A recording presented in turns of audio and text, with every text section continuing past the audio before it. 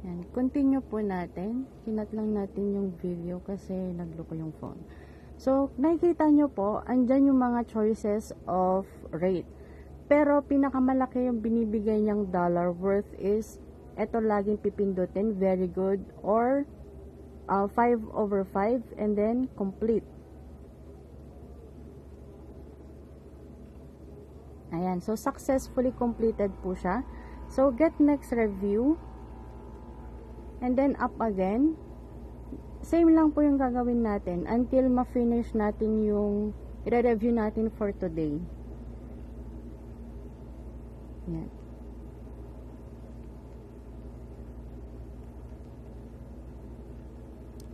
So, nakikita nyo po kung paano siya gagawin. So, yung pera natin, nasa $5.76 na siya.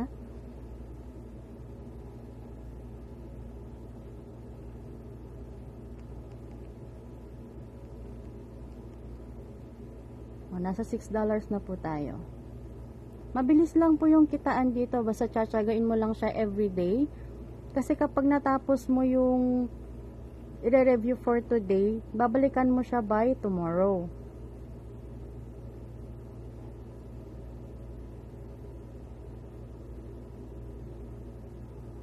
Yan, earn money by reviewing brands. So, nakita niyo po, reviews are done. So, feel free to return in 15 hours and 15 minutes to find more level 1 review tasks. So, level 2 na po tayo agad, no? So, eto po, pwede kayong mag-explore. Nandyan tayo ngayon sa job level 1. I-check natin ng job level 2 kung meron tayong kailangang i-review. Ayan. Job level 2 po, meron din tayong pwedeng i-review dyan. So, very good lang lagi ang i-click. Ayan po siya.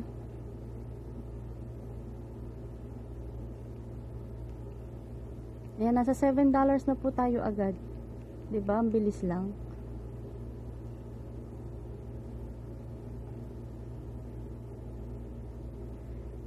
In a month, kaya nating makakomplete ng $80. Basta everyday po natin siyang i-rate, i-check. Ayan, $8.35 na tayo, guys. See, ang bilis lang po, diba? Napaka worth it ng time. Mabilis lang siya, mga within 5 minutes matatapos mo na siya. So, ito naman, reviews are done sa job level 2 natin. Sa job level 3 kasi, hindi pa tayo pwede. So, kailangan nating get ng 3 referrals para makapag-review tayo dito. So, ito po yung referral. Pwede nyo siyang i-check.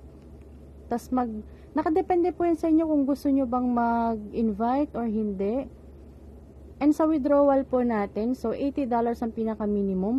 Pwede siyang PayPal, pwedeng USDT, pwedeng Skrill, or pwede rin po siyang Western Union. Yan yung pinaka-the best kasi kung wala kang PayPal, pwede ka sa Western Union mag-withdraw. Basta $80 po ang pinaka-minimum na withdrawal. So, let's check ang withdrawal ng Western Union. Sa Western Union, pinaka-minimum po is $100. And sa PayPal, ang pinaka-minimum po niyan is $80. Yan po yung difference. And sa other naman, USDT, kailangan is $80 din. And sa Skrill,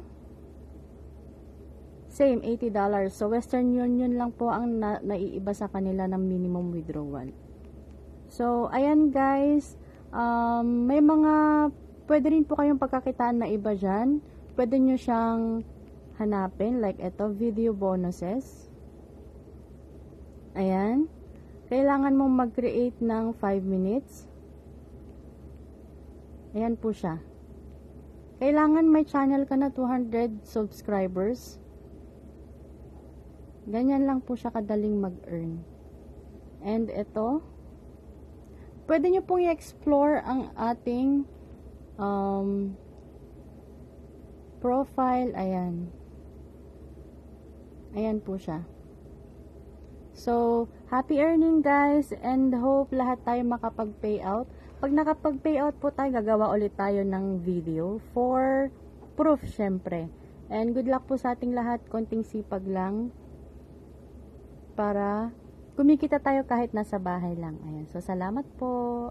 Naka $8.97 agad tayo in one day. Tiyagain lang po natin siya. Good luck, guys! Hello guys! Good morning! So ayan nga, kakagising na natin. Hindi na tayo nag-ayos para tayo ay gumawa ng video. Naglagay na lang tayo ng kaunting lip gloss. Ayan. Ganyan daw pag bagong gising. So ayan nga guys, good morning, good morning, good morning. Welcome to my channel. It's me, Ayami Bell. Kung bago lang kayo sa ating video, please don't forget to like, subscribe, and click the notification bell para maging updated kayo sa mga ina-upload natin na video.